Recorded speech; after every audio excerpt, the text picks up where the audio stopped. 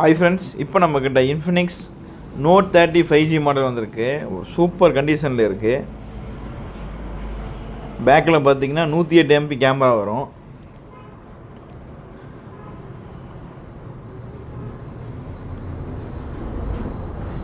Infinix Note 30 5G 8GB RAM, 8+5GB RAM, 256GB storage வரும்.